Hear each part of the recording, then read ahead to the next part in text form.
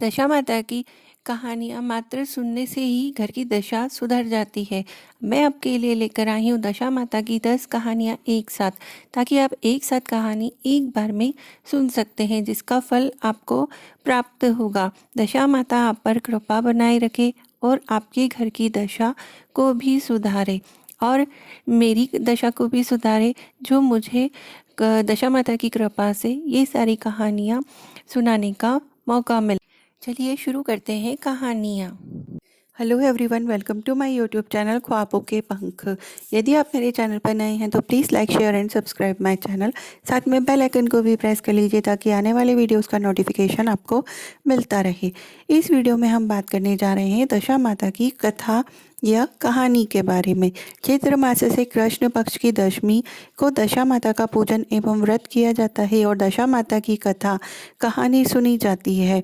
होली के अगले दिन से ही इसका पूजन प्रारंभ हो जाता है, जो 10वें दिन समाप्त होता है।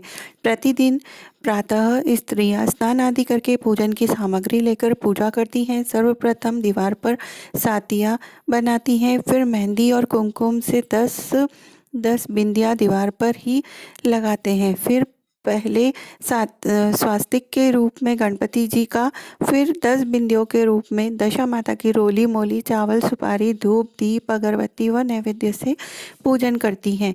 पूजन के पश्चात प्रतिदिन दशा माता की कथा कहने व सुनने का विधान है। इस दिन एक समय भोजन करके व्रत रखने का विधान है। दशा माता की पूजन प्रत्येक स्त्री सुहागिन या विधवा सबको करना चाहिए, क्योंकि यह पूजन एवं व्रत घर की दशा स्थिति को सुखी समृद्ध रखने हेतु किया जाता है। पूजन में एक विशेष बात होती है कि एक हल्दी में रंगा 10 गांठे में लगा हुआ धागा होता है, जिसको दश माता की बेल कहते हैं। इस बेल को पूजन के समय दशा माता को चढ़ाकर पुनः ले लेते हैं। इसको गले में धारण करने का विधान है। इस वर्ष भर धारण किया जाता है। धागा अगले वर्ष उतारकर पूजा करके पुनः नई बेल धारण करते हैं। चलिए अब हम दशा माता की पहली कथा को सुनते हैं। दशा माता व्रत चैत्र कृष्ण दशमी को किया जाता है। इस व्रत को घर की दशा सुधारने के लिए किया जाता है। सुहागन औरतें इस दिन डोरा लेती हैं, सफ़ेद कर उसमें 10 गांठें लगा देती हैं और डोरा को चलती हुई होली दिखाकर पहन लेती हैं। 10 गेहूं के आंखें लेकर कहानी सुनते हैं। एक कहानी सुनकर एक आंख नीचे रख देती हैं। इस प्रकार कुल 10 कहानियाँ सुनती है। चलिए हम भी बात करते हैं कहानियों की। हमारी पहली कहानी है, एक राजा रानी थे। उनका नाम नल और दमयंती था। रानी ने दशा माता का व्रत कर डोरा गले में बांध दिया। शाम को राजा जी आए तो राजा जी ने की नज़र रानी के गले की में पीने डोरे पर पड़ी तो राजा जी ने कहा, रानी जी, आपके गले में इतने माणिक मोती सोने के हार पहने हुए हैं, इनके बीच में डोरा अच्छा नहीं लगता। यह डोरा राजा ने खींचकर तोड़ दिया। कुछ दिन बाद राजा के महल के पत्थर उतर कर गिरने लगे। अब वह महल नहीं रहा और राजा का मुकुट उड़कर न जाने कहाँ चला गया। अब तो राजा रानी विष मत हो गए कि अचानक की क्या हो गया। उन्होंने वह राज्य छोड़कर दूसरी जगह जाने का निश्चय किया। राज्य के बाहर थोड़ी दूर की रास्ते में अंधेरा हो गया। राजा रानी ने वहीं रात बिताने का निश्चय किया। उन्होंने वहां एक माली का बगीचा देखा। माली बाहर आया तो राजा ने पूछा, हम रात यहाँ बसेरा कर लें क्या? माली ने कहा, हाँ कर लो। जब राजा रानी रात वहाँ रुके, सुबह उठने पर देखा कि बगीचा तो हरा भरा था, एकदम से बंजर कैसे हो गया। वहाँ घास का तो नामो निशान नहीं था। जब किसान उठा और उसने भी यह हाल देखा तो राजा रानी को बहुत बुरा भला कहा और वहाँ से निकाल दिया। राजा रानी आगे गए तो वहाँ एक तेलन का घर देखा तो तेलन से दोपहर रुकने का आश्रय मांगा। तेलन ने भी उन्हें आश्रय दे दिया। तेलन के तेल की कोटियाँ और डब्बे तेल से भरे हुए थे। जब राजा रानी वहाँ से चले गए तो देखा कि तेल के डब्बे और कोटी अपने आप खाली हो गए। तब तेलन ने कहा, क्या मालूम कैसे नर अभागों को मैंने आश्रय दिया, जो मेरे तो नुकसान ही नुकसान हो गया। वहाँ से राजा रानी गालियाँ खाते हुए आगे बढ़े। थोड़ी देर बाद राजा की बहन का गांव आया। राजा ने किसी से कहलवाया कि उसके भाई भौजाई आए हैं और तालाब के किनारे रुके हुए हैं। बहन ने यह समाचार सुना तो भाई भौजाई के लिए 2-4 ठंडी रोटी ऊपर 2 प्याज डालकर नौकर के साथ भिजवा दिए और वापस समाचार कहलवाया कि अभी मेरे को समय नहीं है और यह कलेवा कर दे। भाई भौजाई ने आपस में कहा, बहन का कोई कसूर नहीं, सब अपनी दशा का चक्कर है, अपनी दशा खराब है इसीलिए सभी बैरी हो गए हैं। और दोनों ने रोटी और प्याज वहाँ पर खड्डा खोदकर गाड़ दिया। थोड़े और आगे गए तो राजा का दोस्त मिला और कहा कि मेरे घर चलो, और घर ले जाकर उसने खूब खातिरदारी की, चाय पानी पिलाया। और भाई दोस्त की घर की एक दीवार पर खूंटी पर एक हार लटका हुआ था, वहीं पर एक मोर बैठा हुआ था। उसने वह हार निकल लिया। राजा रानी वहां से रवाना हो गए। दोस्त की पत्नी ने देखा तो हार खूंटी पर टिका हुआ था, वह वहां नहीं था। दोस्त की पत्नी ने कहा कि जिन्हें आपने घर में बुलाया था उन्होंने मेरा हार चुरा लिया है। पति ने कहा कि मेरा दोस्त चोर नहीं है, गरीबी के कारण ले गया होगा। राजा रानी ने सोचा कि अब हम दोनों को एक ही जगह पर जाकर रहना चाहिए, जहाँ हमें कोई नहीं जानता हो और कोई नहीं रहे। राजा रानी एक जंगल में गए। वहाँ पर राजा दिन में लकड़ियाँ की भरी भेज पर उन पैसों से आटा, नमक, मिर्ची आदि लाकर अपना गुजारा करने लगा। एक दिन रानी ने राजा से कहा कि मैं दशा माता का व्रत करूंगी, मुझे कच्चा सूत का डोरा और कोकड़ी लाकर देना। दूसरे दिन राजा ने ज़्यादा लकड़ियां इकट्ठी की और रानी के लिए कच्चा सूत और डोरी की गट्ठी भी ले आए। रानी ने कहा कि मुझे यह डोरा बनाना और होली की चाल देखनी है, उसके बाद पूजा करनी है और कथा सुननी है। दूसरे दिन राजा पूजा पाठ की सामग्री ले आया और खुद ने भी पूजा की और कथा सुनी। और होली को देखने के लिए वह गांव से थोड़ी दूर आ गए, जहाँ कुछ लोग रहते थे। वहाँ पर कुछ औरतें पूजा कथा कर रही थी। रानी ने कहा कि मुझे भी पूजा कथा करनी है और यह मेरा डोरा बहुत सफ़ेद है, इसे रंगना भी है। औरतों ने कहा कि यहाँ पर बहुत रंगा हुआ पड़ा है। और रानी ने दशा माता के डोरे को 10 तार का कर किया और 10 गांठ लगाई और रंग से रंग और होली की जाल दिखाकर अपने गले में पहन लिया। डोरे को गले में पहनते ही राजा की लकड़ियाँ चंदन की हो गई, जो बहुत महंगी बिकी। लकड़ियों का पैसा लेकर आज तो बहुत ही खुशी खुशी वो लोग घर गए। रानी भी पीपल की पूजा कथा करके दशा माता की कहानी सुन के घर के लिए रवाना हो गई। वहाँ दशा माता की समेत 10 कहानियाँ सुनी। 10 गेहूं के आंखें लेकर कहानियाँ सुनी और एक एक कहानी सुनते हुए एक एक आंखा नीचे रखती गई। उनमें शिव पार्वती जी की, लोबिया तोबिया की, गजानंद जी, आरी बारी कान कवारी और भी छोटी मोटी मिलाकर 10 कहानी सुनी। घर आई तो राजा ने कहा कि मैं बहुत सारा पूजा का सामान लेकर आया हूँ, तुम खूब आनंद से पूजा करना। हमारी सारी लकड़ियाँ चंदन की हो गई, जो खूब महंगी बिकी। रानी ने राजा से कहा कि आज दशा माता का व्रत करके डोरा पहना है, अब हमारे आनंद ही आनंद हो जाएंगे। राजा ने कहा, अब हम हमारे राज्य में वापस चलते हैं। राजा रानी वापस अपने राज्य की ओर चल। रास्ते में पहले दोस्त के घर जाते हैं। दोस्त ने कहा, आओ आराम कर लो। राजा ने कहा कि तुम्हारी पत्नी ने पहले भी हमें चोरी का इल्ज़ाम हमारे ऊपर लगाया था, अब रुक कर क्या करें। दोस्त ने फिर भी उन्हें रोका और पहले वाले ही कमरे में बैठा दिया, चाय पानी और कलेवा करवाया। राजा रानी ने देखा कि जो खूंटी पर मोर बैठा हुआ था उसने वह हार वापस उगलना शुरू कर दिया। तो राजा ने दोस्त को आवाज़ लगाई और कहा कि देख, तुम्हारा हार मोर वापस उगल रहा है। दोस्त ने देखा तो उसे विश्वास हो गया कि मेरा दोस्त की दशा खराब होने की वजह से उसके दिन खराब हो गए थे। राजा फिर अपनी बहन की गांव से गया तो उसकी बहन ने बहुत बढ़िया भोजन करवाया, पर राजा रानी ने नहीं किया।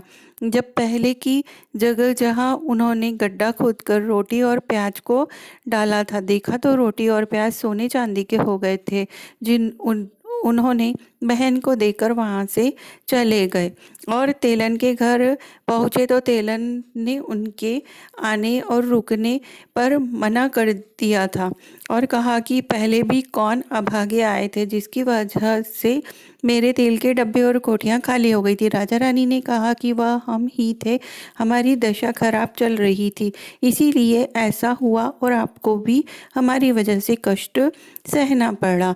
तेलन ने वो तेलन के घर रुक गए तो तेलन ने देखा कि उसके सारे डब्बे और कोठियाँ वापस से तेल से भर गए थे। आगे आकर उन्होंने माली के बाग में विश्राम किया तो वापस खेत व बाग बगीचा हरा भरा हो गया। प्रजा को पता चला कि राजा रानी आ रहे हैं तो वो बहुत खुश हुए।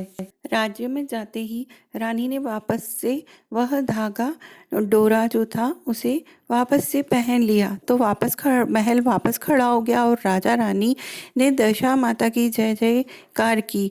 हे दशा माता, जैसा राजा रानी का टूटा वैसे दशा माता की कथा कहने वाले को, दशा माता की कथा सुनने वाले को, वह हुकार भरने वाले सभी को टूटना, सभी की दशा है दशा माता ठीक करना। मैं आशा करती हूँ कि आप सभी को दशा माता की कहानी पसंद आई होगी। आगे की कहानियाँ भी सुनने के लिए मेरे चैनल को please like, share and subscribe ताकि आपको आने वाले वीडियोस भी मिलते रहे। धन्यवाद। दशा माता की दूसरी कहानी। एक राजा था, उसकी दो रानियां थी। बड़ी रानी की संतान नहीं थी, छोटी रानी के पुत्र था।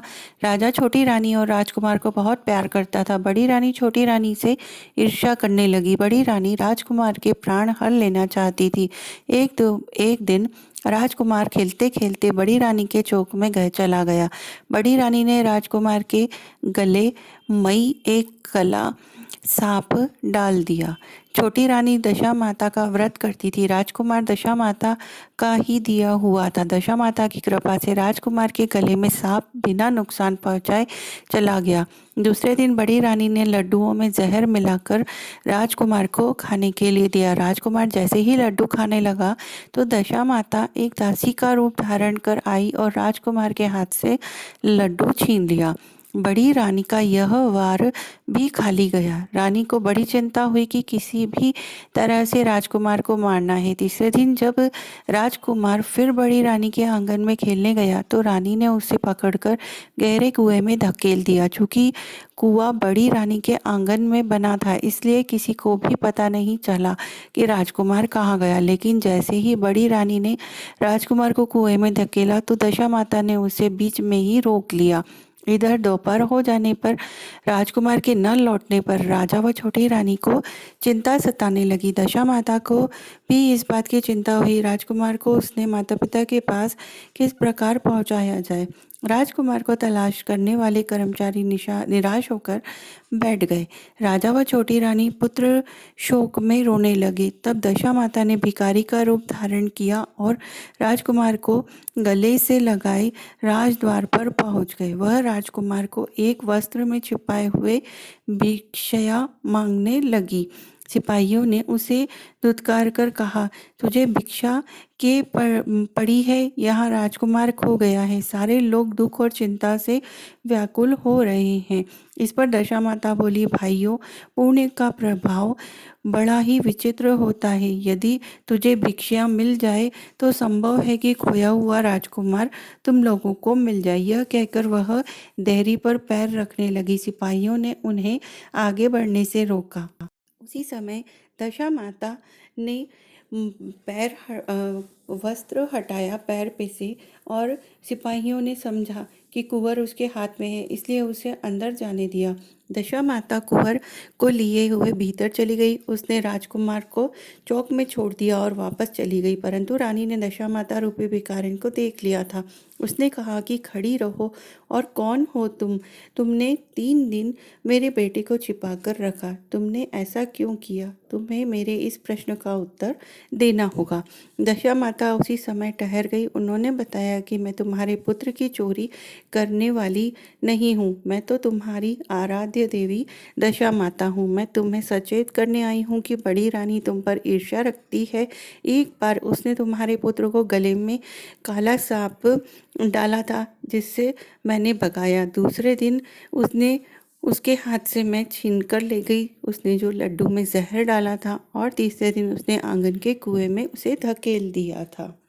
और मैंने इसी बीच उनसे रोककर तुम्हारे बालक की रक्षा की है। इस समय मैं भिखारिन के वेश में तुम्हें सचेत करने आई हूँ। यह सुनकर छोटी रानी दशा माता के पैरों में गिरकर क्षमा मांगने लगी। छोटी रानी विनती भाव से बोली, जैसी कृपा आपने मुझ पर दर्शन देकर की है, मैं चाहती हूँ कि आप सदैव इस महल में निवास करें।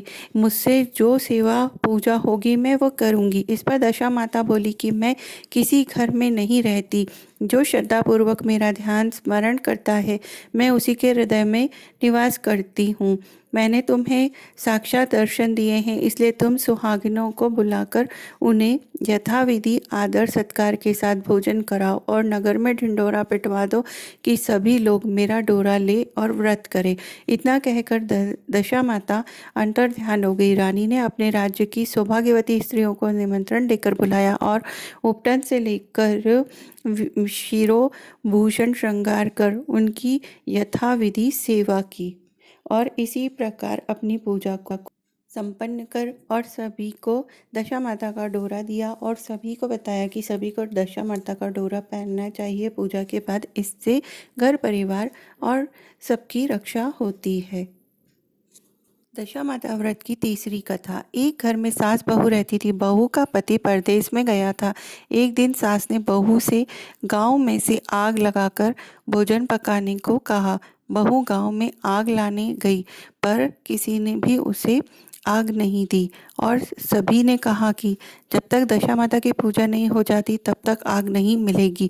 बेचारी बहू खाली हाथ घर लौट आई। उसने सास को बताया कि गांव भर में आज दशा माता की पूजा है, इसलिए कोई आग नहीं दे रहा है। शाम हो जाने पर सास आग लेने गांव के में गई तो स्त्रियों ने उसे आराम से बिठाया और कहा कि सुबह तुम्हारी बहू आग लेने आई थी, परंतु हमारे यहाँ पूजा नहीं हुई थी, इसलिए आग नहीं दे सकी। सास आग लेकर अपने घर पहुंची थी कि एक आदमी बछड़ा लिए आया। उसने पीछे एक गाय थी। स्त्री ने उससे पूछा कि यह गाय का पहला बच्चा है क्या? आदमी ने उत्तर दिया हाँ। उसने फिर कहा कि बछड़ा है या बछिया? उसने जवाब दिया कि बछड़ा है। सास ने घर जाकर बहू से कहा, आओ हम दोनों भी दशा माता का डोरा ले आए और व्रत करें। दोनों सास बहू ने डोरा लिया। सवेरे से व्रत आरंभ किया। 9 व्रत पूरे हो जाने पर 10वें दिन डोरे की पूजा की। सास बहू दोनों ने मिलकर गोल गोल 10-10 अर्थात कुल 20 फेरे लगाए। 21वां बड़ा फेरा गाय को लगा दिया। पूजन समाप्त होने पर सास बहू दोनों पारण करने बैठी। उसी समय बुढ़िया के बेटे ने परदेश से लौटकर दरवाजे पर आवाज़ लगाई। आवाज़ सुनकर माँ ने मन में सोचा कि क्या हुआ, थोड़ी देर बेटा दरवाजे पर ही खड़ा रह जाएगा, मैं पारण करने के बाद दरवाज़ा खोलूँगी। इधर बहू ने आवाज़ सुनी तो उससे रुकने का साहस नहीं हुआ। उसने अपनी थाली का अन्न इधर उधर करके झट से पानी पीकर उठ गई और उसने जाकर दरवाज़ा खोला। पति ने उससे पूछा कि अम्मा कहाँ है? तो बहू ने उत्तर दिया कि वह तो अभी पारण कर रही हैं।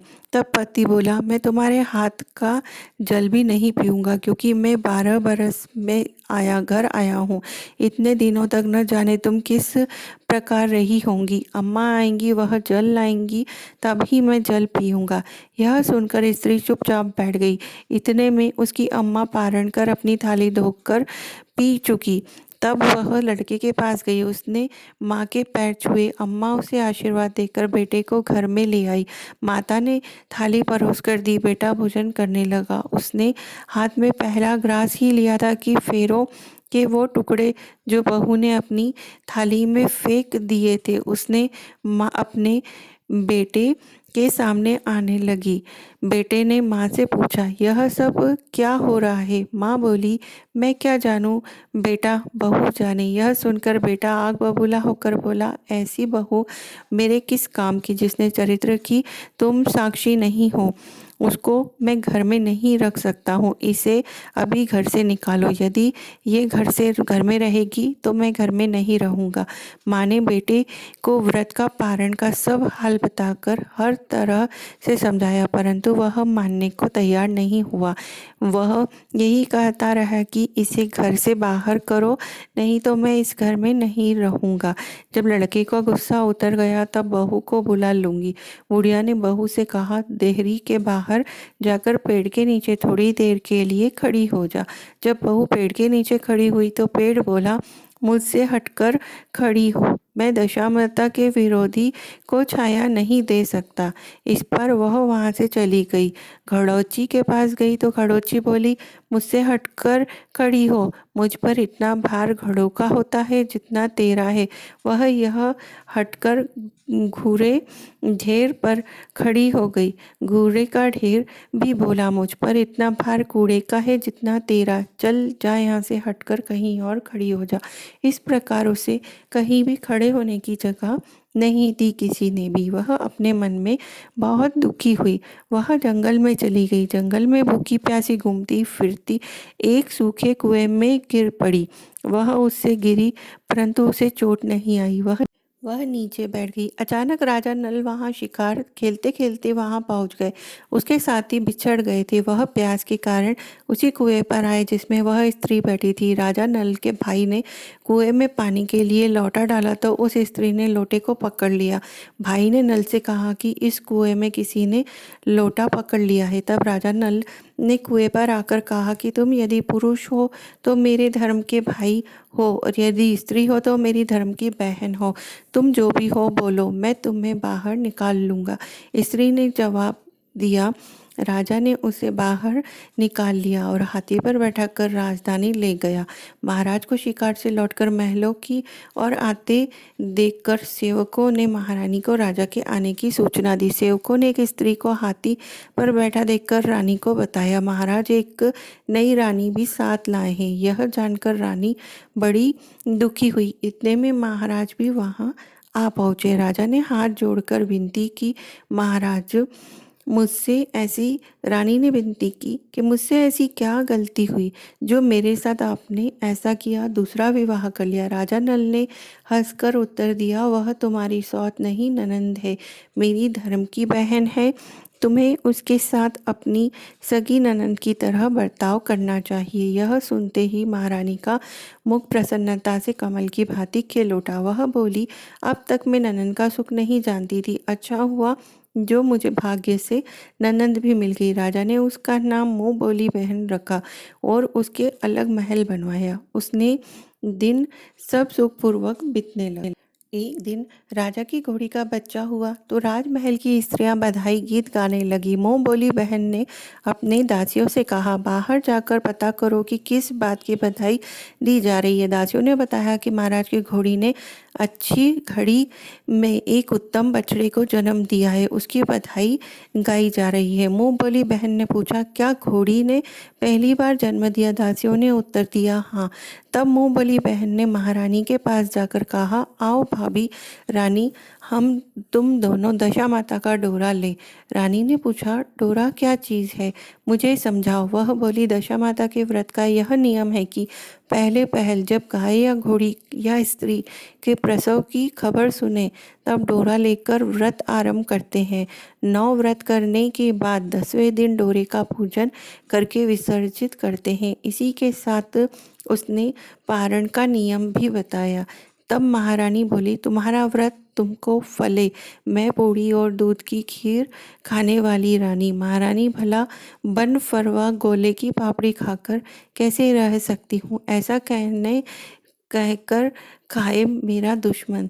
वह बोली, भाभी मुझे जो चाहे कह लेना, परंतु व्रत के संबंध में कुछ मत कहना। मैं इसी व्रत के उल्लंघन के कारण मारी मारती फिरती रही और मैं आपके दहेश में आ गई हूँ। महारानी ने उदासीनता के साथ कहा, मुझे क्या पड़ी है, तुम्हें जो अच्छा लगे वह करो, मैं मना नहीं कर रही हूँ तुम्हें। तुम जो चाहे वो करो, मैं तुम्हें मना नहीं कर रही हूँ। मुँह बोली बहन ने श्रद्धापूर्वक डोला लिया। 9 दिन तक व्रत किया, विधि विधान से पूजन किया, गोला फरा बनाए और संध्या को पारण करने बैठी।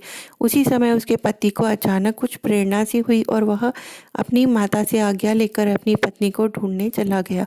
घूमते फिरते वह राजा नल की राजधानी में पहुंच गया और अपनी पत्नी का पता लगाने लगा। उसने एक कुएं पर कुछ औरतों को बातें करते देखा।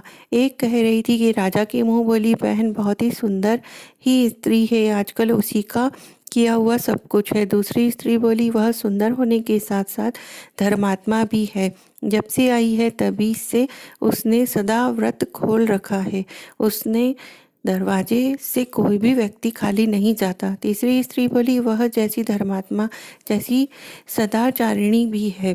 चौथी स्त्री बोली वह सदाचारिणी और सर्वप्रिय भी है, सारी प्रजा उससे खुश है। पांचवी स्त्री बोली यह सब तो उसी का है, सही है, परंतु अब तक यह पता नहीं चल पाया कि वह कौन है और कहाँ की रहने वाली है। उन औरतों की बात सुनकर वह साधु के वेश में राजा नल की मुंह बोली बहन का महल के द्वार पर जा पहुंचा।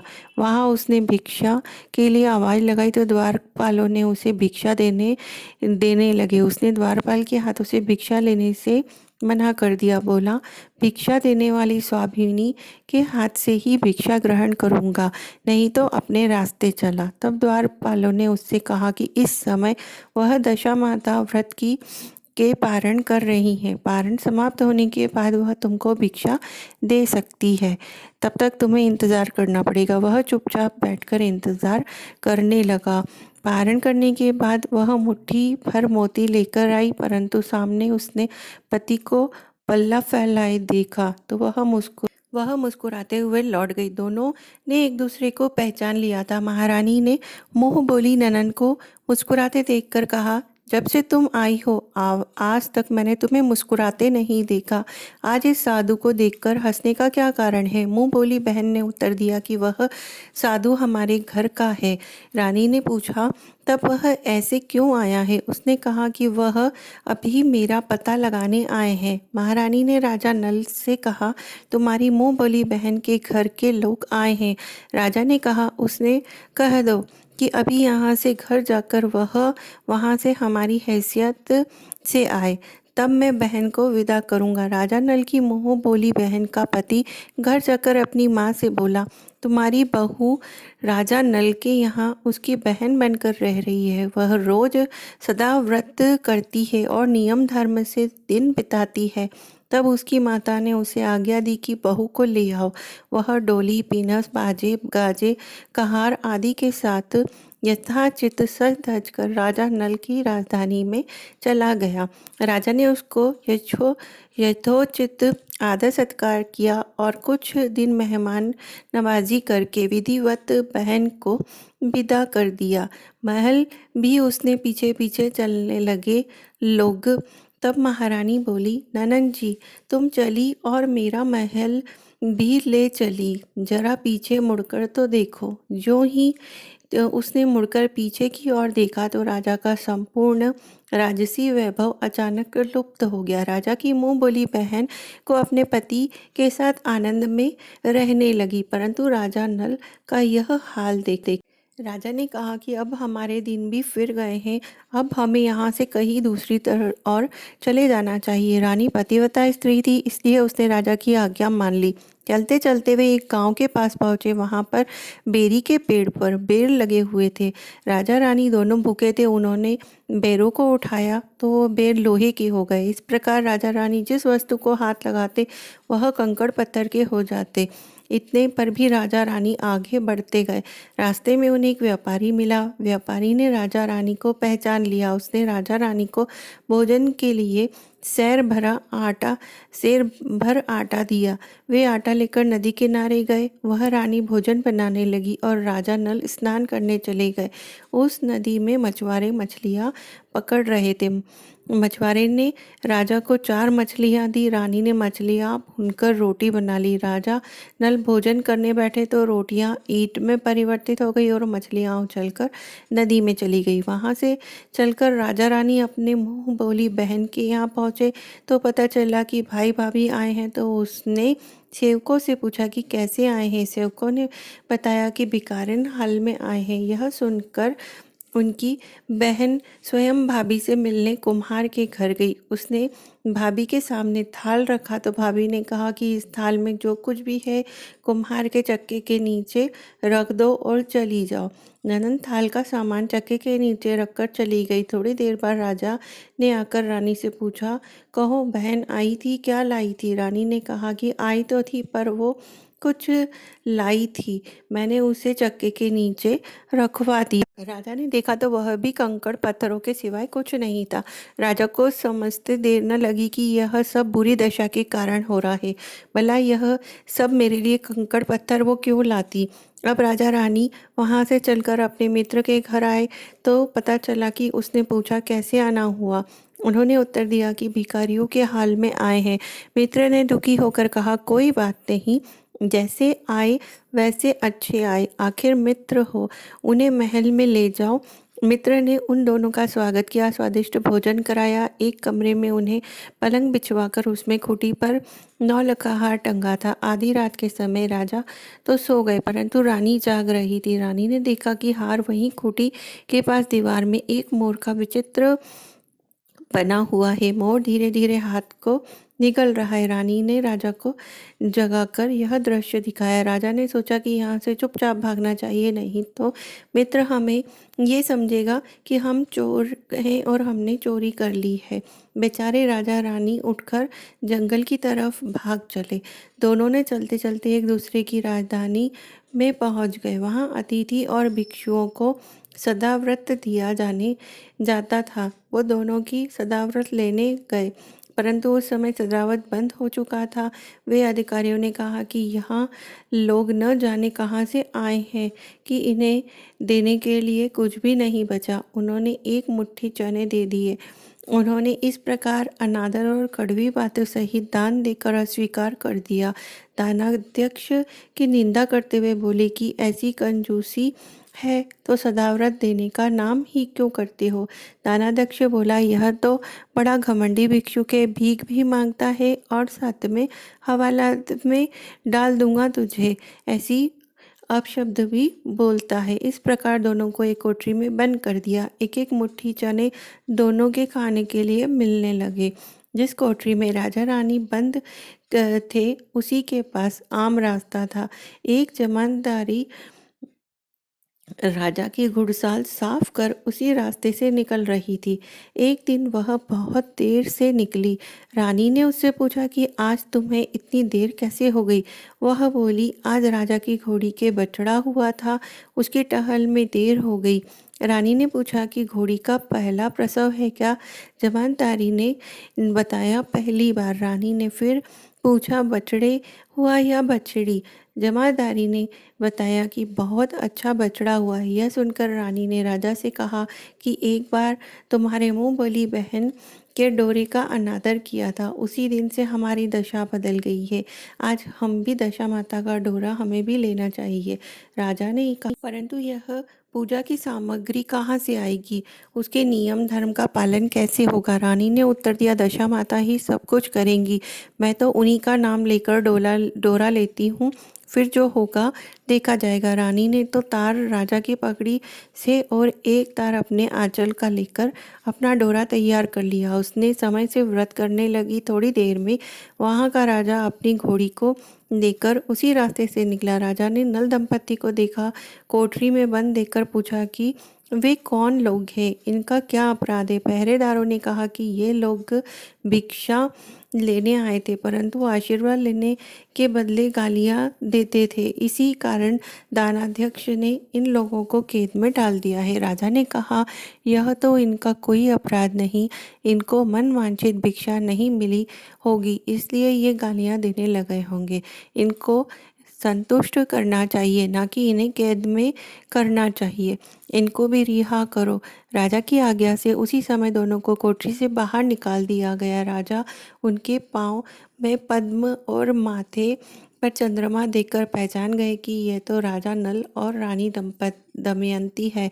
इस पर दोनों के हाथों से हाथ जोड़कर क्षमा मांगी और हाथी पर बैठाकर अपने महल में ले गए। कुछ दिन तक राजा वहीं रुके। उन दोनों ने पूरे राजसी ठाट के साथ अपनी राजधानी और प्रस्थान किया।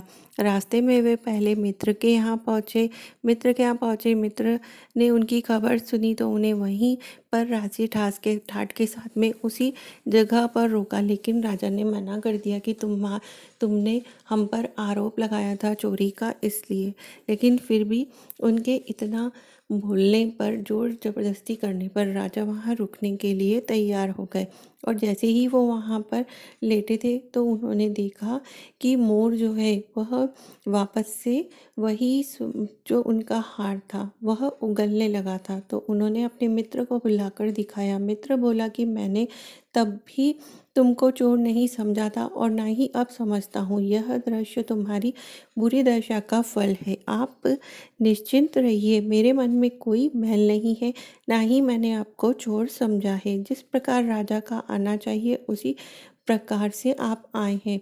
उसने कहा, उनके मेरे महल ले आओ। जब नल का हाथी बहन के घर गया तब तक रानी ने कहा कि आप अपनी बहन के घर जाइए। वह कुमार के घर गई, जहाँ पे उसने पाट के नीचे रानी ने जो भी भिजवाया था वह सब उसके नीचे रख दिया था, जो कि कंकड़ पत्थर का हो गया था। जैसे ही उन्होंने हटाया तो वह सब सोने चांदी के गहनों में बदल गया।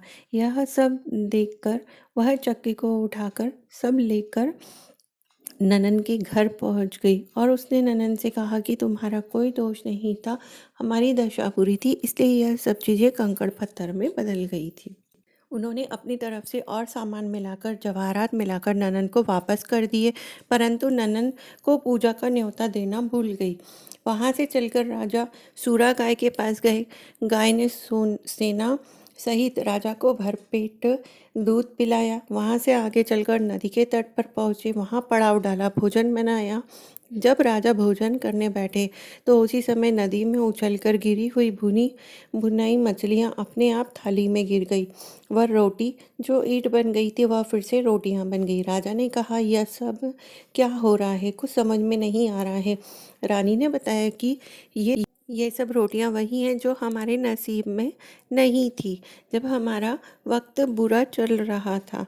यह समय कहते हुए कोई ना कोई बहाना बनना ही था। अब राजा रानी अपने राजधानी की ओर आगे बढ़े। जब राजा की फौज अपनी राजधानी के समीप पहुंची तो लोगों ने समझा कि दूसरे राज की राजधानी पर आक्रमण कर दिया है। वे घबरा गए, पर उन लोगों ने जब राजा और रानी को देखा तो वह बहुत खुश हो गए और उनके महल में आ गए। राजा रानी ने महल में प्रवेश किया। रानी ने तुरंत दशा माता की पूजा की प्रबंध किया। उसने उस पूजा में नगर की सब सौभाग्यवती स्त्रियों को बुलाया और उन सब को कहा कि सब प्रकार के पकवान बनाए गए जो कि भगवती को भोग लगते हैं। आटे के 10 पातियाँ, 10 शक्कर की गुजिया और 10-10 अठवाइयाँ सुहागिनों के आंचल में डाली। सुहागिनों का श्रृंगार करके दशा माता की पूजा आरंभ की। कलश स्थापित करके दीपक को जलाया, परंतु उसकी बाती जली नहीं। इस पर पंडितों ने कहा कि कोई न्योता पाने वाला न्योतने को नहीं आपने बुलाया है, स्मरण किया जाए, उसने आने पर दीपक जल जाएगा। रानी ने सोचा कि विचार कर बताया कि ननन न्योते से रह गई है। पंडितों ने कहा कि उसे फौरन बुलाओ। राजा ने अपनी दूरगामी रथ भेजकर अपनी मुंह बोली बहन को बुलाया। उसके आते ही कलश का माणिक दीपक प्रज्वलित हो गया। वहीं धूमधाम से पूजा की गई। अंत में सुहागिनी को भोजन करवाया गया, विदा किया गया। इस पर राजा ने राज्य में आज्ञा जारी की कि मेरी प्रजा के लोग व्रत करेंगे, वो भी दशा माता का पूरी भावना के साथ में। भगवती माता ने जिस प्रकार राजा नल के दिन फेरे, उसी तरीके से माता रानी सभी के दिन फेर दे, ऐसी कामना के साथ आगे भी आप बने रहिए इस वीडियो में, ताकि आपको आगे की भी कहानियाँ जो हैं वो सुनने को मिलती रहे। धन्यवाद। दशा माता की चौथी कहानी। एक साहूकार था। उसके परिवार में 5 पुत्र, उनकी बहुएं तथा एक पुत्री थी। पुत्री का विवाह हो चुका था, परंतु उसका गोना नहीं हुआ था। इस कारण वह अपने माता पिता के घर में ही रहती थी। एक दिन साहूकार की पत्नी दशा माता का डोरा ले रही थी। उसकी बहुओं ने भी डोरे लिए। बहुओं ने अपनी सास से पूछा कि क्या ननंद के लिए भी डोरा लेना है। सास ने कहा हाँ। इस पर बहुओं ने कहा कि उसकी तो विदाई होने वाली है, यदि व्रत से पहले ही विदा हो गई तब क्या होगा। सास ने उत्तर दिया, मैं व्रत का सारा सामान साथ में रख दूंगी, वह अपने ससुराल में पूजा कर लेगी। ऐसा ही हुआ। उसके ससुराल से लेने उसका पति आ गया। माँ ने बेटी को विधि पूर्वक विदा किया और उसकी पालकी में पूजा का सब सामान रख दिया। लड़की जब अपने ससुराल पहुंची तो उसे घर के आंगन के गलीचे बिछाकर बैठाया गया। आस पड़ोस की महिलाएं नई बहू को देखने आई। सब उसकी सुंदरता और गहने कपड़ों की तारीफ करने लगे। किसी की निगाह उसके गले में बंधे डोरे पर पड़ गई। वह बोली, बहू की माँ बड़ी टोटके वाली है। सबकी निगाहें उसकी बात सुनकर उसके गले में पड़े डोरे पर पड़ी। सभी स्त्रियां डोरे के बारे में अपनी अपनी राय प्रकट करने लगी। शाम को सास, ननंद, देवरानी, जेठानी, घर की सभी स्त्रियां भी उसी डोरे की चर्चा करने लगी। सब डोरे की निंदा कर रही थी। सुबह से शाम तक डोरे के बारे में सुनते सुनते बहू का दिमाग खराब हो गया। उसने डोरे को गले से उतारकर जलती हुई आग में डाल दिया। डोरे के जलते ही सारे घर में आग लग गई। घर में रखा सब धन धान जल गया। सब आदमी अपने प्राण बचाकर घर के बाहर भागे। अब घर में केवल नई बहू और उसका पति रह गया, बाकी सब भाग गए। घर का सारा सामान जल गया था। घर में अब न खाने को अन्न था और न ही पहनने के लिए वस्त्र बचे थे। इसलिए दोनों पति पत्नी गांव छोड़कर रोजगार खोजने चल दिए। चलते चलते वे उसी गांव में पहुंच गए जहां की वह लड़की थी। लड़की ने अपने पति से कहा, तुम यहाँ भाड़ झोंको और मैं भी कोई काम ढूंढती हूँ। पत्नी का कहना मानकर वह भाड़ झोंकने लगा और वह स्वयं एक कुएं पर जाकर बैठ गई। उस कुएं पर सारी गांव की स्त्रियां पानी भरने आई थी। उस लड़की की भाभियां उस कुएं पर पानी भरने आई, परंतु उन्होंने अपनी ननद को नहीं पहचाना।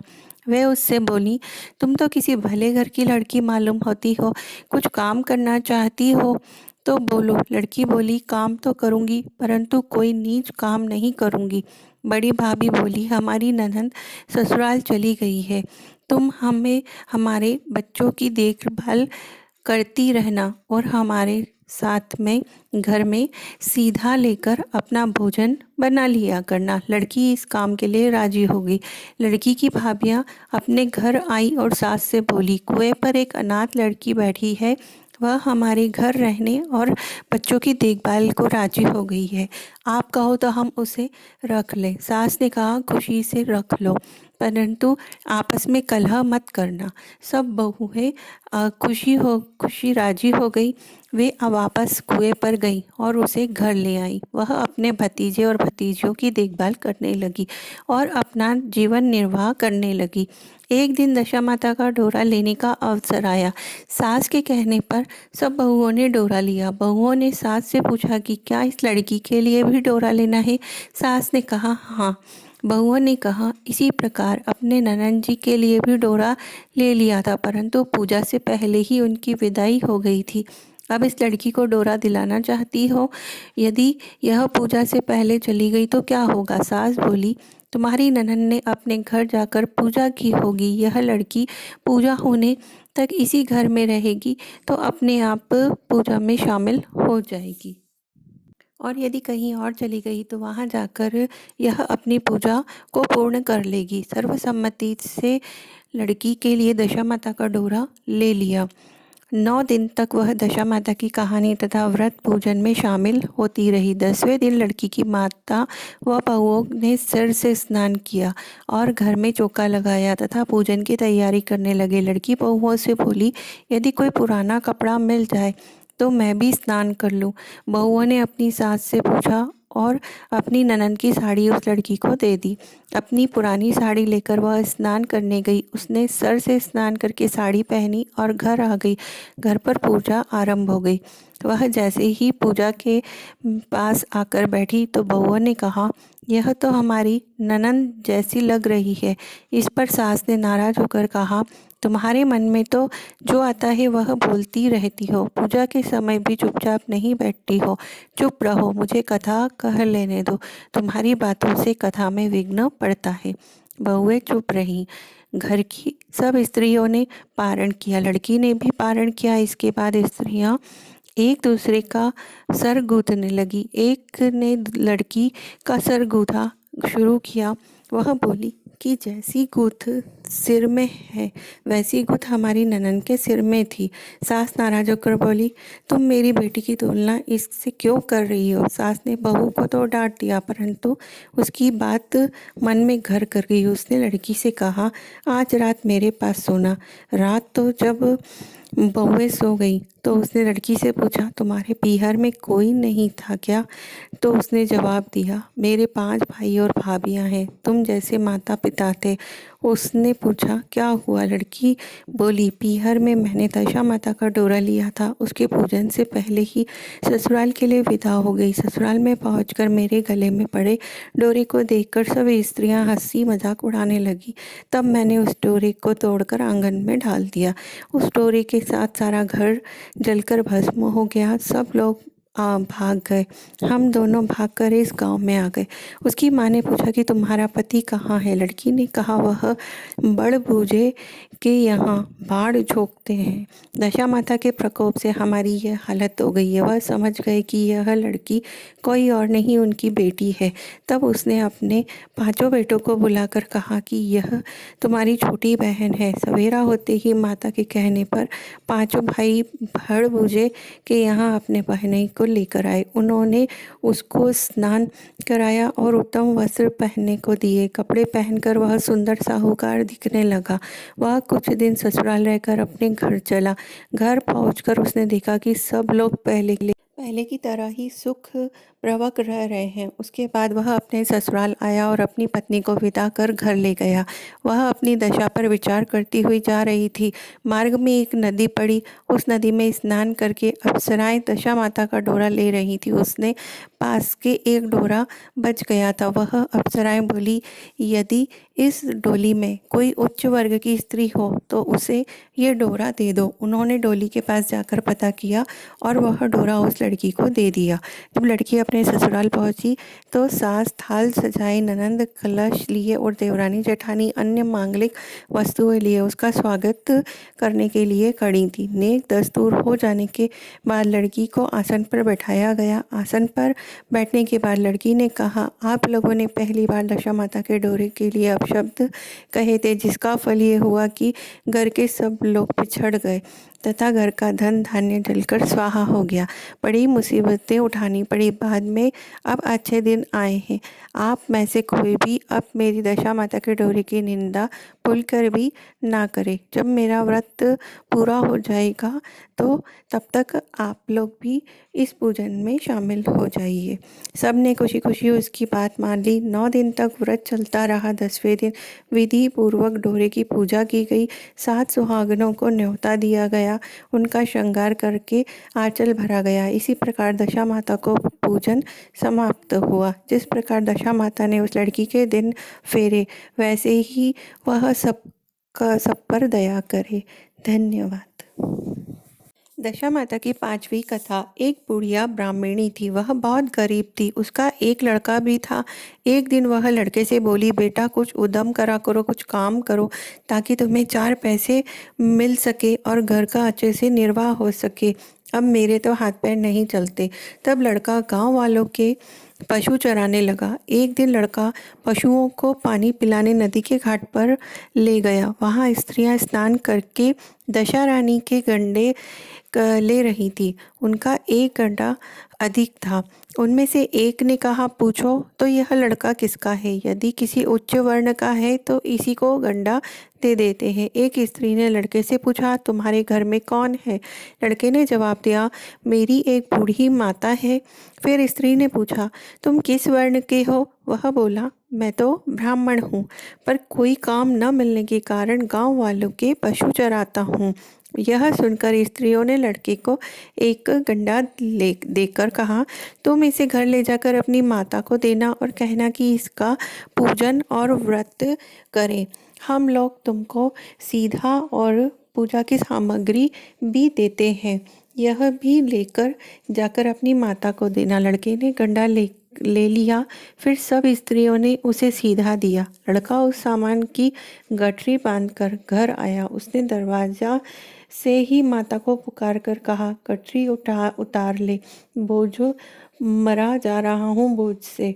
माता दौड़ी आई। गठरी में सीधा का सामान देखकर वह खुश हुई। उसने लड़के से पूछा, यह सब कहाँ से लाए हो? तब लड़के ने बुढ़िया से यह सब हाल कहकर दशा रानी का गंडा उसे दे दिया। माँ बहुत खुश हुई और उसने बुढ़िया ने गंडे को प्रेम पूर्वक लेकर माथे से लगाया। उसी दिन से वह व्रत करने लगी। 9 दिन कथा कहानी कहती करती रही। 10वें दिन उसने गंडा के पूजन की तैयारी की। वह देहरी के बाहर लीप रही थी।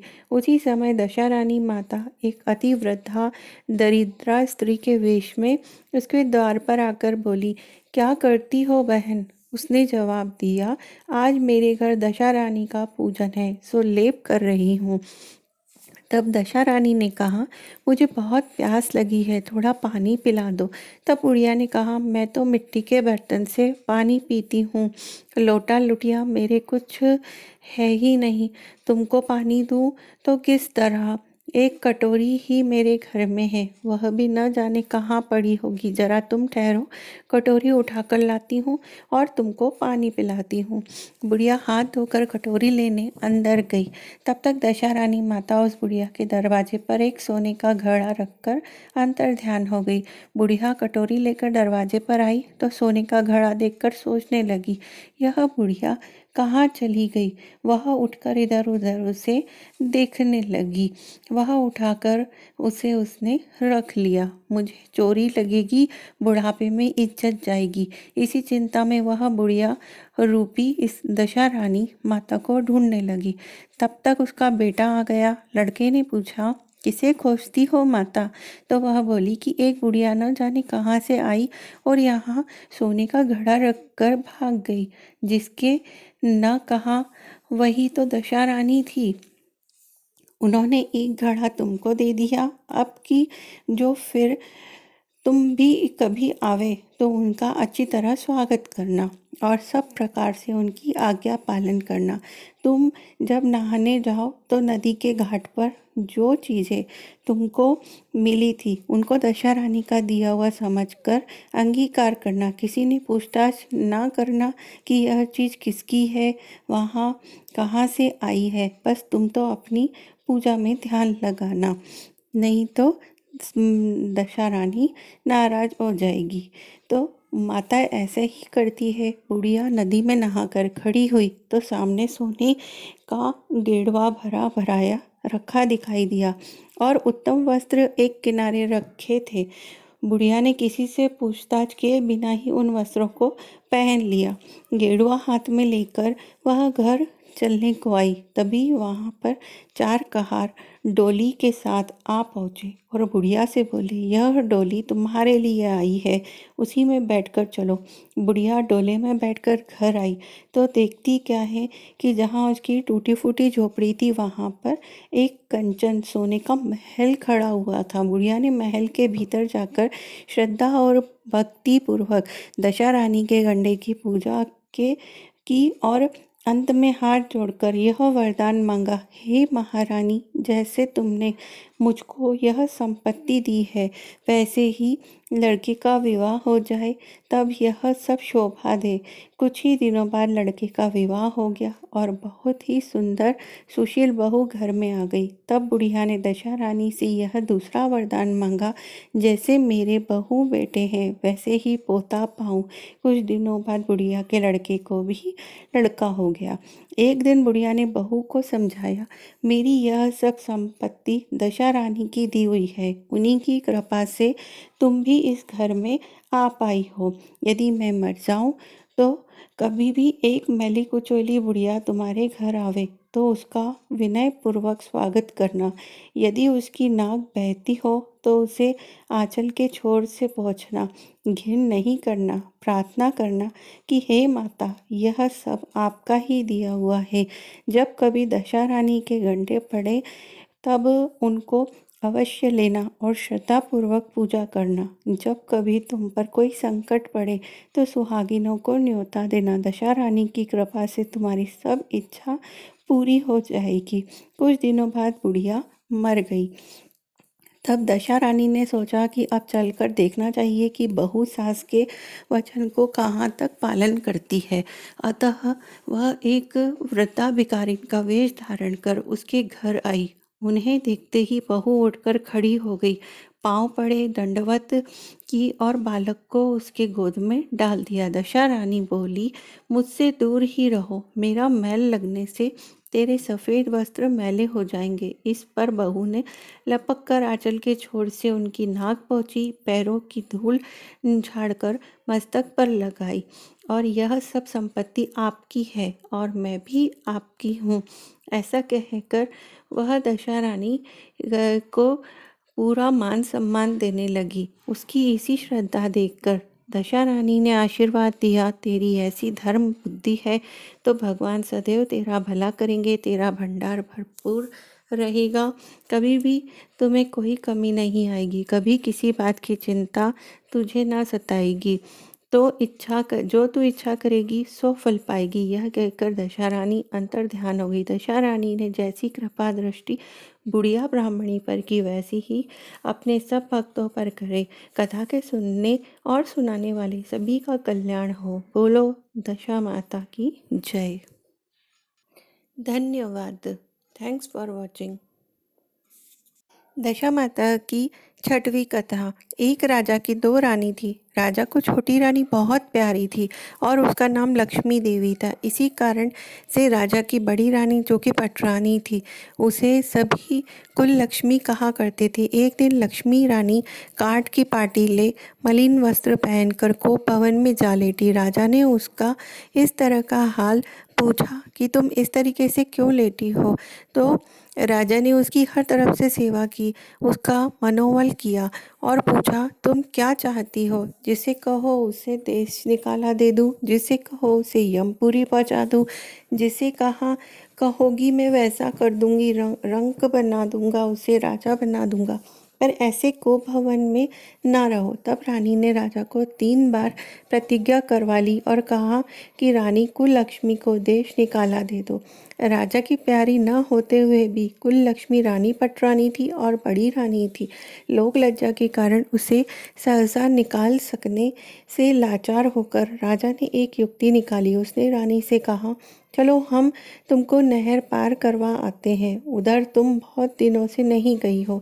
रानी ने उत्तर दिया, मेरे नहर में तो कोई भी ऐसा नहीं है जिसके पास मैं जाकर रहूं या वहां जाऊं। तब राजा ने समझाया, तुमको मालूम नहीं है, तुम्हारा नैयर आबाद है, यह बात हम जानते हैं। रानी ने प्रसन्न होते हुए कहा, यदि आप जानते हैं तो इससे भला क्या होगा, मैं जाने को तैयार हूँ। राजा ने रानी को एक डोली में सवार कराया। आप घोड़े पर सवार होकर साथ चले। एक वन में पहुंच गए जो कि बहुत ही घना था। राजा ने पीनस रखवा दिया और कहारों को वहाँ से हटा दिया। उसके बाद रानी के पीनस के पास जाकर कहा, तुम जरा ठहरो, मैं अगले गांव में तुम्हारे लिए कुछ खाने को लेकर आता हूँ। राजा घोड़ा दौड़ाते हुए अपने महल में जा पहुँचे। कुल लक्ष्मी रानी को बाट देखते देखते सारी रात व्यतीत हो गई थी। सवेरा हो गया था। रानी को प्यास लगी हुई थी, इसलिए वह डोली से बाहर निकली। उसने देखा कि डोली एक पीपल के वृक्ष के नीचे रखी है। दूर तक कहीं आबादी का नामो निशान तक नहीं था। रानी ने आसपास पानी खोजा, परंतु कहीं कोई जलाशय दिखाई नहीं दिया। उसने एक सारस की जोड़ी को एक तरफ जाते हुए देखा। वह उसी के पीछे पीछे चलने लगी। चलते चलते कुछ देर बाद एक नदी के तट पर पहुंच गई। रानी ने वहीं पर नित्य कर्म कर स्नान किया और जल पिया। जिस घाट पर रानी ने स्नान किया, उसी घाट पर कुछ स्त्रियां स्नान कर रही थी। स्नान करके उन्होंने दशा रानी के गंडे लिए। उसके पास एक गंडा अधिक था। एक रानी ने कहा कि एक गंडा तुम ले लो। रानी ने उत्तर दिया, मैं जंगल में रहती हूँ, यहाँ व्रत पूजन कैसे हो सकेगा। यही सोचकर गंडा लेने से मेरा जी हिचकिचाता है। तब वे बोली, तुम इसकी कोई चिंता ना करो, दशा रानी सब भला करेगी। तुम इसी जगह आकर नित्य प्रति कथा सुन लिया करो। पूजन के दिन तुम्हारी दशा बदल जाएगी, इसमें कोई संदेह नहीं। रानी गंडा लेकर वहां से चली गई और अपने डोली में आकर बैठ गई। थोड़ी देर में दशा रानी एक बुढ़िया का वेश धारण कर आई और रानी से बोली, बेटी यहाँ बैठकर क्या कर रही हो। रानी से पूछा। रानी ने, पहले तुम यह तो बताओ कि तुम कौन हो। बुढ़िया ने कहा, मैं तो तेरी मौसी हूँ। तब रानी उसके गले से लिपट कर रोने लगी। उसने अपने विपत्ति की कहानी बुढ़िया को यह सुनाई और अंत में यह प्रार्थना की कि अब मुझे केवल तुम्हारा आश्रय है और तुम्हारा ही भरोसा है। दशा रानी की कृपा से उसी जगह माया का शहर बस गया। रानी के भाई भौजाई आदि सारा नैयर वहाँ प्रकट हो गया। रानी ने अपने परिवार से मिलकर 9 दिन तक दशा रानी के महात्मा की कथा कहानियाँ कही। 10वें दिन गंडे का पूजन किया। उसी दिन सवेरे दशा रानी ने कहा, तुम आज नदी में स्नान करने जाओगी। वहाँ तुमको जो स्वर्ण कलश मिले उनको ले आना और जो डोली तुमको लेने के लिए जाए उसमें निसंकोच सवार हो जाना। किसी प्रकार के संकल्प विकल्प में पढ़कर यह न पूछना कि डोली किसकी है। रानी नदी में स्नान करने गई। वह स्नान करके जल से बाहर निकली तो किनारे 2 सोने के कलश दिखाई दिए। उन्हीं के पास सुंदर रेशमी वस्त्र सवारे हुए रखे थे। रानी ने वस्त्र बदलकर घड़े भरे और जो ही अपने स्थान की ओर चलना चाहा, त्यों ही एक डोली सामने से आई दिखाई दी। रानी समझ गई कि यह वही डोली है जिसके बारे में मौसी ने मुझे सूचना दी थी। तब वह फौरन डोली में सवार होकर अपने घर गई। वहाँ माया के परिवार की सब स्त्रियां समेत रानी ने दशा रानी के गंडे की पूजा की, सुहागिनी को भोजन कराया, तब पारण किया।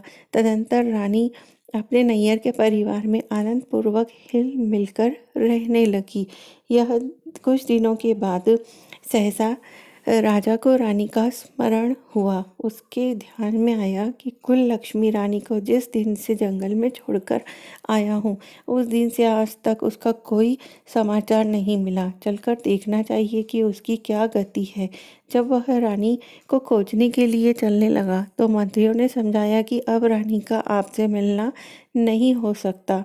राजा ने किसी बात पर कोई ध्यान नहीं दिया। वह चलता चलता उस स्थान पर पहुंच गया जहाँ रानी का डोला रखा आया था, परंतु इस समय वहाँ पर बड़ा आश्चर्य हुआ उसे देखकर कि जहाँ सघन वन था वहाँ सुंदर नगर बसा हुआ है। राजा के प्रश्न करने पर नगर के लोगों ने कहा कि यह कुल लक्ष्मी रानी का महल बन गया है, उन्हीं के नाम का यह नगर बस चुका है। तब तो राजा को और भी आश्चर्य में डूब गया। वह बार बार यही विचार करता रहा कि यह जगह तो वही है जहाँ मैं अपनी रानी को छोड़ गया था। क्या उसी के नाम से यह नगर बसा हुआ है? तो चलकर देखना चाहिए। राजा ने महल के पास जाकर इत्तला कराई कि अमुक राजधानी का राजा मिलने आया है। रानी ने राजा को पहचान कर उत्तर दिया, मैं ऐसे दगाबाज राजा से नहीं मिलना चाहती। परंतु उसकी मौसी ने समझाया कि पति परमेश्वर के बराबर होता है, उससे विमुख होकर कभी पीठ न देनी चाहिए। तुमको यही उचित है कि उनका स्वागत करो, यथाशक्ति सत्कार करो और विनय पूर्वक मिलो। रानी ने राजा को महल के भीतर बुलवाया और वहीं डेरे पर ठहराया। दोपहर को राजा भोजन करने गए।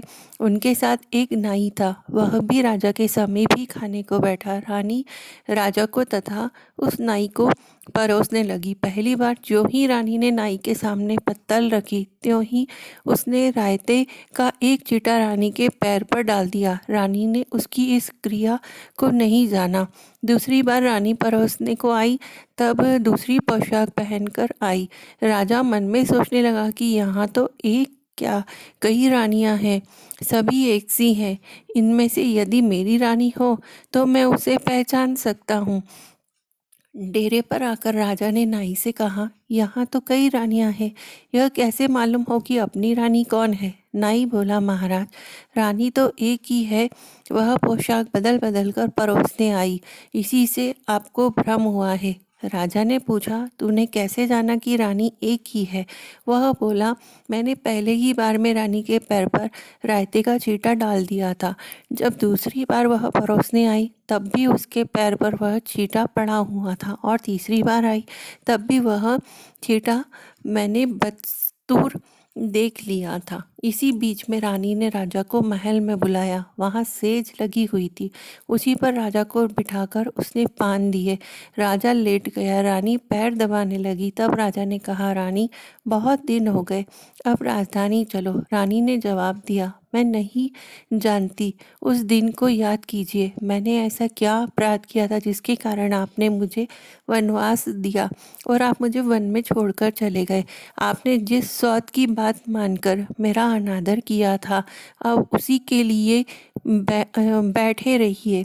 आप तो मेरा सर्वनाश कर चुके थे। यह तो सब मेरी मौसी की बदौलत है कि मैं जीती जी बच गई हूँ, नहीं तो मैं अब तक तो कब की मर चुकी होती। इस पर राजा ने रानी को बहुत समझाया और अपने किए पर पश्चाताप करते हुए माफ़ी मांगी। तब रानी बोली, मैं केवल एक शर्त पर साथ चलूँगी। राजा ने पूछा, वह क्या है? तो रानी ने कहा कि आप मेरी मौसी से यह वरदान मांगिए कि यह शहर और यह बाग बगीचे आपकी राजधानी के समीप पहुँच जाए, जिससे जब मेरा जी चाहे मैं अपने महल में रहूं और जब जी चाहे तब मैं मौसी के लिए महल में चली आऊं। मौसी बड़ी ही दयावान और भोली भाली है, संभव है कि वह आपकी बात को न टाले। राजा ने रानी की मौसी दशा रानी के पास जाकर निवेदन किया, यह नगर और बाग बगीचे मेरे नगर के पास पहुंचा दीजिए। मौसी ने कहा, तथास्तु।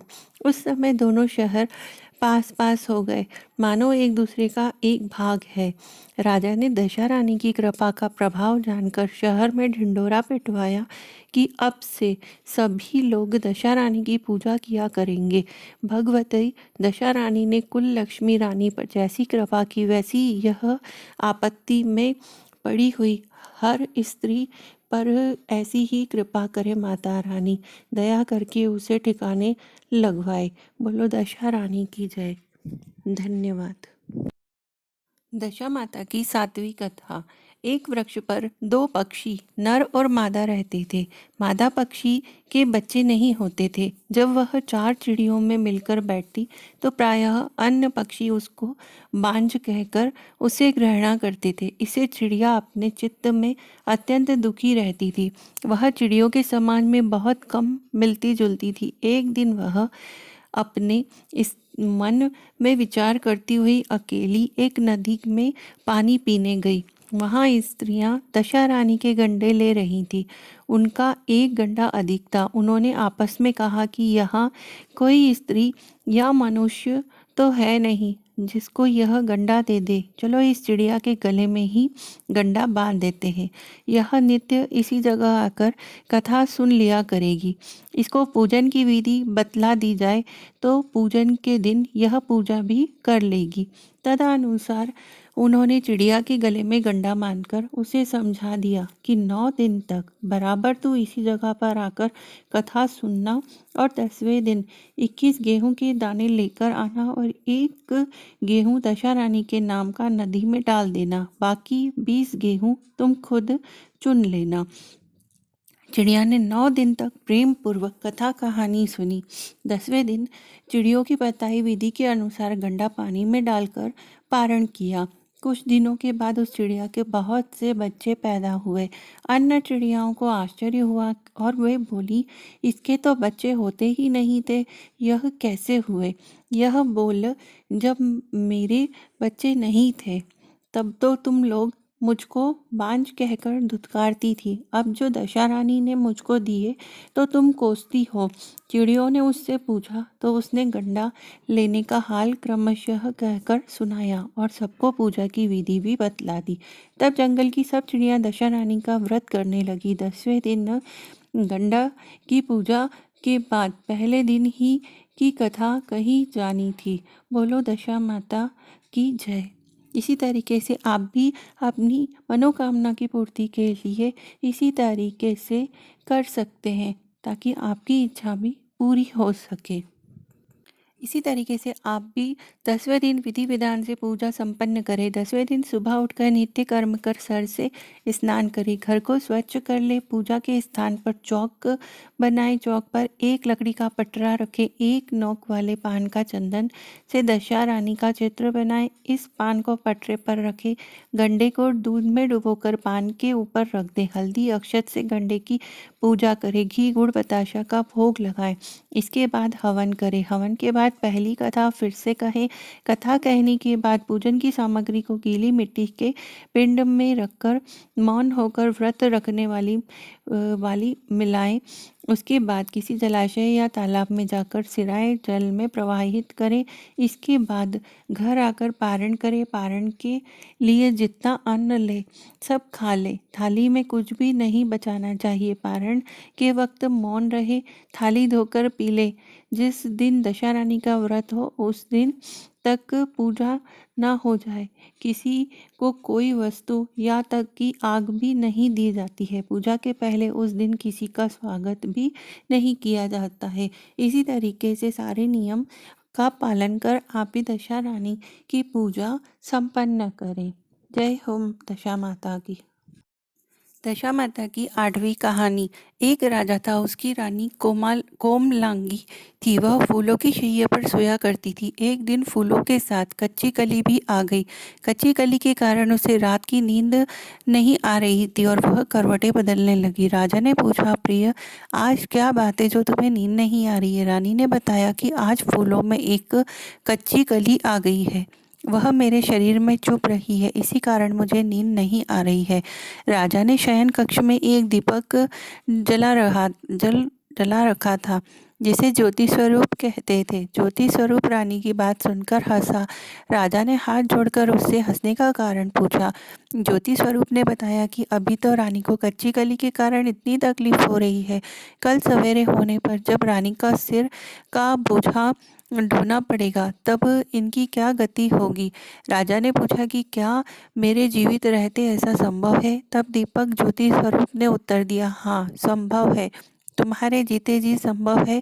ज्योति स्वरूप की यह बात सुनकर राजा ने मन में सोचा कि देववाणी कभी असत्य नहीं होती है, उन्हीं को कौन टाल सकता था। रानी को अवश्य बोझा ढोना पड़ेगा, परंतु यह हो सकता है कि यदि मैं इसे एक संदूक में बैठाकर समुद्र में बहा दूं तो संभव है कि यह बोझा ढोने से बच जाए, क्योंकि समुद्र में डूब जाने पर बोझा ढोने से बच जाएगा। राजा ने उसी समय रानी से कहा, चलो मैं तुम्हें तुम्हारे मायके छोड़ आता हूँ, कुछ दिन बाद तुम्हें ले आऊँगा, तुम कुछ दिन वहीं रहना। रानी बोली, परंतु महाराज, मेरे मायके में तो कोई नहीं रहता, मैं वहाँ किसके पास रहूँगी?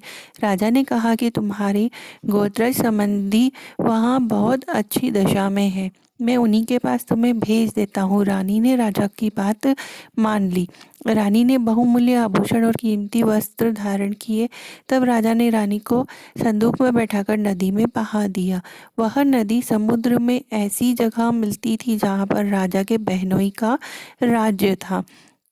समुद्र में से मोती निकालने का ठेका राजा के बहनोई ने ले रखा था। वह संदूक बहता बहता जब राजा के बहनोई के इलाके में पहुंचा तो उसने मल्लाहों को आज्ञा देकर संदूक को समुद्र से बाहर निकलवा लिया। संदूक को उसने अपने महल के शयन कक्ष में भिजवा दिया और आदेश दिया कि मेरे पहुंचने तक इसे कोई नहीं खोले।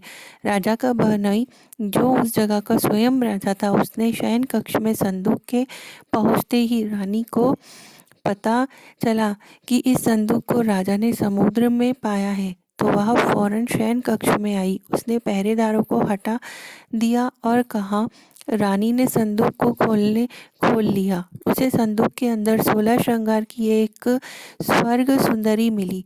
रानी ने अपने मन में सोचा कि यदि राजा इसको इस दशा में देखेंगे तो इसके ही हो जाएंगे और मुझे छोड़ देंगे। इसलिए उसने उस रानी के सब जेवर कपड़े उतार कर उसे फटे पुराने कपड़े पहना दिए और संदूक में बंद कर दिया। राजा जब बाहर से महल में आए तो उसने रानी को अपने शयन कक्ष में बुलाया और रानी से पूछा कि क्या तुमने देखा कि इस संदूक में क्या है? रानी ने उत्तर दिया कि मैंने कुछ नहीं देखा, मुझे नहीं पता कि इस संदूक में क्या है। राजा ने रानी के सामने संदूक खुलवाया तो उसे संदूक के अंदर फटे पुराने कपड़े में एक स्त्री दिखाई दी जो भिखारिन सी लग रही थी। रानी ने कहा, यह कोई भिखारिन लग रही है, इसको कारखाने भिजवा देते हैं, वह लकड़ी ढोकर अपना जीवन निर्वाह कर लेगी। राजा ने रानी के कहे अनुसार उसे कारखाने में भिजवा दिया। एक दिन रानी की सहेलियां नदी में स्नान करने दशा माता का डोरा ले रही थी। उनके पास एक डोरा रह गया था। वे यह सोच रही थी कि इस डोरे को किसे दिया जाए। जो उसी समय लकड़ी ढोने वाली रानी वहां आ गई। उन्होंने उसे रोककर पूछा, बहन, हमारे पास दशा माता का एक डोरा है, ले लो। रानी ने कहा, मुझे डोरा लेने में कोई हर्ज नहीं है, परंतु मुझे तो खाने भर को नहीं मिलता, तो मैं इस डोरे की पूजा कैसे करूंगी। वे बोली कि तुम इस बात की चिंता मत करो, हम हर रोज इस जगह स्नान करने आया करेंगी। 9 दिन तक हम यहाँ पर कथा करेंगी, तुम भी रोज आकर कथा में शामिल हो जाना। 10वें दिन पूजा होगी, तब तक दशा माता चाहेंगी तो तुम्हारी दशा बदल जाएगी। रानी ने दशा माता का ध्यान कर डोरा ले लिया। उसी दिन रानी के पति राजा को यह चिंता हुई कि रानी को संदूक में बंद करके बाहर तो दिया, परंतु पता नहीं उसका क्या हाल होगा। उसकी खोज खबर लेने के लिए राजा एक नौका पर बैठकर नदी की यात्रा करते हुए अपने बहनोई के यहाँ पहुंचा। संध्या के समय वह अपनी बहन से बोला, मेरे हाथ पैरों में बहुत दर्द हो रहा है, किसी को दबाने के लिए बुलाओ। तब उसकी बहन ने लकड़ी ढोने वाली भिखारिन को बुलाकर लाने की आज्ञा दी। उसे कहा कि आज रात तुम मेरे भाई के पैर दबा दो। वह बड़े संकोच में पड़ गई। अपने मन में सोचने लगी, अब तक मैंने किसी पुरुष को छुआ तक नहीं। रानी अपने भाई के पैर दबाने के लिए उस पर जोर डाल रही थी, इसलिए लाचार होकर उसने हाँ कर दिया। राजा के पैर दबाते दबाते रानी को उसके पाँव में पद्म दिखाई पड़ा। रानी चुपचाप रोने लगी। उसके आंसू राजा के पैरों पर टपक पड़ा। राजा ने उससे पूछा कि तुम क्यों रो रही हो? तुम अपना भेद मुझे बताओ, मेरे द्वारा तुमको कोई हानि नहीं होगी।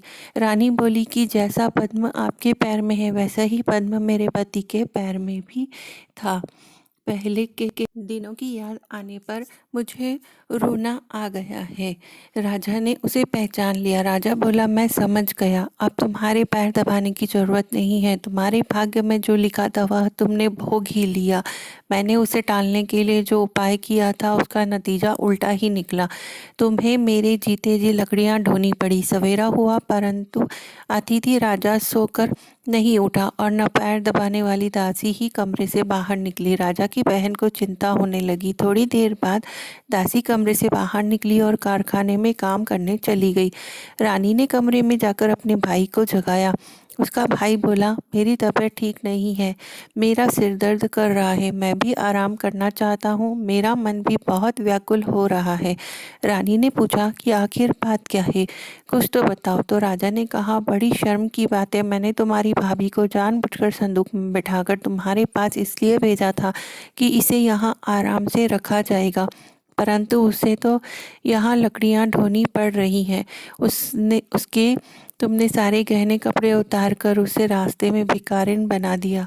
उसकी बहन बोली, मैंने उसे नहीं पहचाना। उसने दासियों को भेजकर उसे चुपचाप अपने पास बुलाया। उसके आने पर बहन ने अपनी भाभी से काफ़ी माफ़ी मांगी और पैर पकड़ लिए। कुछ दिनों तक अपनी बहन और बहनोई के घर में रहकर रानी को साथ लेकर राजधानी में लौट आया। रानी ने अपने महल में पहुंचकर सुहागिनों को न्योता भेजा। बड़े धूमधाम से दशा माता के डोरे की पूजा की और नगर में ढिंडोरा पिटवाया गया कि आज से अमीर गरीब सब दशा माता का डोरा लिया करें और श्रद्धापूर्वक पूजा किया करें। जिसके पास पूजन पारण के लिए धन की कमी हो वह महल से ले जाया करें। जिस प्रकार रानी के दिन दशा माता ने फेरे वैसे ही वह सब की दशा को ठीक करे। जय हो दशा माता की। दशा माता की 9वीं कहानी। पुराने समय की बात है। एक घर में जेठानी देवरानी रहती थी। वे दोनों निसंतान थी। वे मेहनत करके पेट पालती थी। दोनों व्रत पूजन कुछ भी नहीं करती थी। एक दिन दोनों प्रातःकाल गांव में आग लेने गई। उस दिन गांव में दशा माता का पूजन चल रहा था, इसलिए उन्हें किसी ने भी आग नहीं दी। आग न मिलने पर देवरानी जेठानी से बोली, आज हम दोनों का भी व्रत रहेगा। शाम को आग मिलने पर ही रसोई बनाकर भोजन करेंगे। शाम हो जाने पर जेठानी अपनी पड़ोसन के यहाँ से आग लेने गई। पड़ोसन ने आदरपूर्वक उसे बिठाया और जेठानी ने पड़ोसन से पूछा कि दशा माता का पूजन करने से क्या होता है। पड़ोसन ने बताया कि जिस बात की इच्छा करके डोरा लिया जाता है वह इच्छा पूर्ण हो जाती है। जेठानी यह सुनकर पड़ोसन से बोली, अगली बार जब डोरा लेना हो तो मुझे भी बताना, मैं भी डोरा लूंगी। जेठानी जैसे ही आग लेकर घर से बाहर आई तो उसे गाय चरकर आती दिखाई दी। ग्वाला पीछे आ रहा था। उसके कंधे पर एक बछड़ा था और एक गाय बछड़े को चाटते हुए चल रही थी। पड़ोसन ने ग्वाले से पूछा, तुम्हारी गाय के पहली बार प्रसव हुआ है क्या? ग्वाले ने बताया कि हाँ। पड़ोसन ने पूछा कि गाय ने बछड़ा दिया या बछिया? ग्वाला बोला, बछड़ा है। यह जानकर जेठानी से पड़ोसन ने कहा कि घर जाकर दशा माता का डोरा ले लो। 9 दिन तक व्रत रखकर कथा सुनना तथा 10वें दिन सिर सहित स्नान करके पूजन करना। दशा माता चाहेगी तो 10 दिन के भीतर ही तुम्हारी मनोकामना पूर्ण हो जाएगी। जेठानी ने घर जाकर सारी बातें देवरानी को बताई। दोनों ने दशा माता से मनौती मांगी कि यदि हम दोनों की संतान होगी तो हम सुहागिनों को न्योता देंगे। दोनों ने दशा माता का डोरा लिया। दशा माता की कृपा से डोरे की पूजा से पहले ही दोनों देवरानी जेठानी गर्भवती हो गई। 9 महीने 9 दिन के बाद दोनों ने यहाँ 2 लड़कों के जन्म लिया। बालकों के नामकरण संस्कार के बाद देवरानी ने जेठानी से कहा, हमने जो सुहागिनों को न्योते की मनौती मांगी थी उसे अब पूरा करना चाहिए। जेठानी ने कहा कि अभी ऐसी क्या जल्दी है, जब लड़कों का अन्नप्राशन का संस्कार होगा तब सुहागिनों को न्योता देंगे। जब लड़कों का अन्नप्राशन संस्कार हुआ तब देवरानी ने जेठानी से सुहागिनों को न्योते की बात कही, परंतु जेठानी ने बात को टाल दिया और कहा कि लड़कों के मुंडन संस्कार पर सुहागिनों को न्योता देंगे। होते होते कुछ समय बाद लड़कों का मुंडन संस्कार भी हो गया। देवरानी ने जेठानी को सुहागिनों के न्योते की बात कही। जेठानी बोली, लड़कों की सगाई के बाद ही सुहागिनों की को न्योता दिया जाएगा। लड़के बड़े हो गए, उनकी सगाई हो गई, परंतु जेठानी ने अब की बार भी सुहागिनें नहीं न्योता दिया। जेठानी बोली, जिस दिन लड़कों के फेरे होंगे उसी दिन सुहागिनों को न्योता देंगे। इस पर देवरानी बोली, बहन तुम्हारी जब इच्छा हो तब सुहागिनों को न्योता देना, परंतु मैं तो लग्न के दिन ही सुहागिनों को न्योता दूंगी। देवरानी ने लग्न के दिन ही सुहागिनों को न्योता दिया, परंतु जेठानी ने कुछ भी परवाह न की।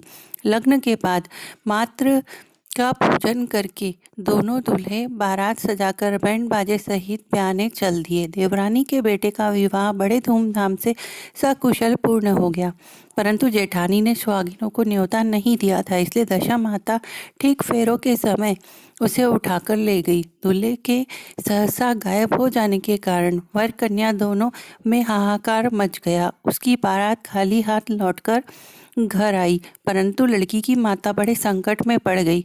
इस अतब्याही लड़की से कौन विवाह करेगा? पड़ोस की चतुर सुहागिनों ने लड़की की माता को समझाया कि ब्याह का जो सामान बचा है उस सामान को लड़की के हवाले कर दिया जाए। लड़की भिखारियों को सदाव्रत देने लगी। एक दिन एक साधु तीर्थ यात्रा करता हुआ वहां आया। गांव से घने जंगल में एक पीपल का पेड़ था। लोग इस पीपल के पेड़ को पारस पीपल कहते थे। उसी पेड़ पर दशा माता का निवास था। साधु चलता चलता शाम को उसी पेड़ के नीचे ठहर गया।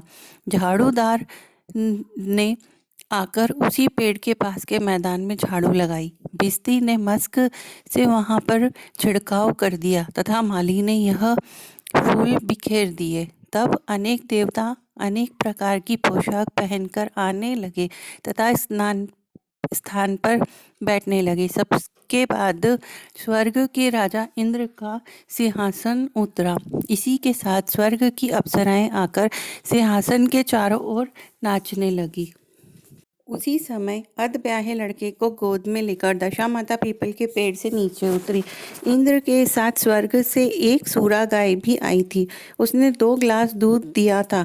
लड़के ने अधब्याहे के भाग का 1 गिलास अलग कर दिया गया। दूसरे गिलास का दूध भी पी लिया। जब तक अप्सराओं का नाच गाना होता रहा, दशा माता लड़के गोद में लेकर बैठी रही। प्रातः काल होते ही देवताओं का दरबार भंग हुआ। साधु भी वहां से चलकर गांव में आया। साधु महाराज ने भिक्षा मांगते मांगते अधब्याहे लड़की के घर पर पहुंचा। लड़की ने आदरपूर्वक साधु को बिठाया और भोजन तैयार किया। लड़की ने 3 पत्तल परोस कर रखे।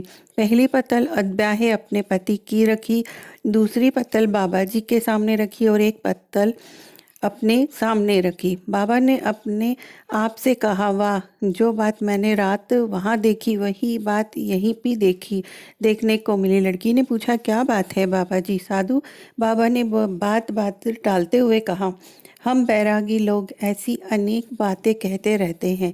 तुम्हें ऐसी बातों से क्या मतलब? तुम तो भोजन करो और भगवान का भजन करो। लड़की ने हट पकड़ ली।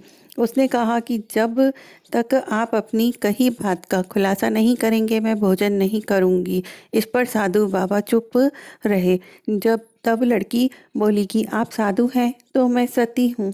आप या तो अपने कथन को स्पष्ट कीजिए, आपने रात में क्या देखा, नहीं तो मैं आपको श्राप दे दूंगी। तब साधु बाबा ने रात का सारा किस्सा कह सुनाया। यह सुनकर लड़की ने बाबा के साथ पीपल के पेड़ के पास जाने का निश्चय कर लिया। साधु बाबा आगे आगे चले और लड़की उनके पीछे पीछे चलती रही।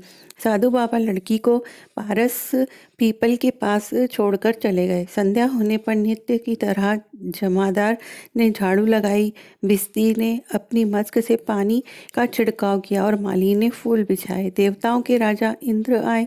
अप्सराओं का नाच गान प्रारंभ हो गया। उसी समय दशा माता पीपल के पेड़ से उतरी और उत्तर कर दरबार में बैठ गई। लड़के ने सूरा गाय का दूध पी लिया और एक गिलास अधब्याही लड़की के लिए रख दिया। जैसे ही लड़की ने दूध का गिलास मुंह पर लगाया त्यों ही लड़की दूसरा गिलास हाथ में लेकर वर के सामने आ गई।